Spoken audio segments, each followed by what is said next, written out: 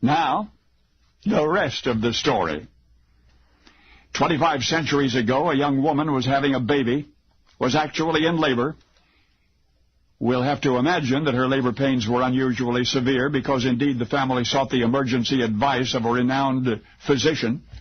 The doctor reminded the family that nature had taken most of the matter beyond their influence. Childbirth was a painful process, after all. There was one thing he would suggest, the willow treatment. Whoever this imminently expectant mother was, for history has long forgotten her name, whoever else she was a first, because following this distinguished doctor's prescription, she began chewing on willow tree bark, and to a surprising extent her labor pains were alleviated. Far as we know, no other physician had ever prescribed willow bark for that purpose. This one would not be the last, for he was assured the rapt attention of posterity. He was the father of medicine, Hippocrates. It is said that Hippocrates could even cause fevers to subside by making his patients chew willow bark. For hundreds of years, each generation of physicians since included the bark of the willow tree among their myriad nostrums. I don't know why they ever stopped using it. Perhaps the gradual intrusion of scientific method into the world of medicine. In any event, the willow treatment slowly fell by the wayside until the mid-18th century. The Reverend Edward Stone was just that, a reverend, no physician.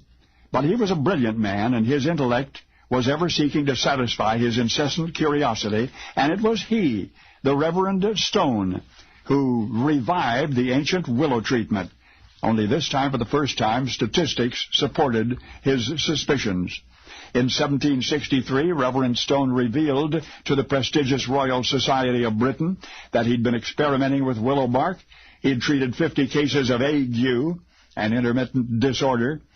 The ague, what they called ague, may have been rheumatic fever, but at any event, Reverend Stone reported the effects of the willow bark had been uniformly beneficial. And for the first time in a long time, the medical community was standing in the shade of the old willow tree. Never again would doctors doubt the effectiveness of the willow treatment. Although, and this is significant, not until 1971, 35 years ago, did anyone have the vaguest idea why the active ingredient in willow bark relieves pain.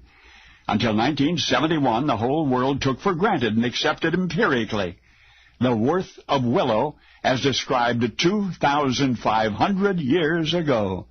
It really does subdue fever. It really does relieve discomfort.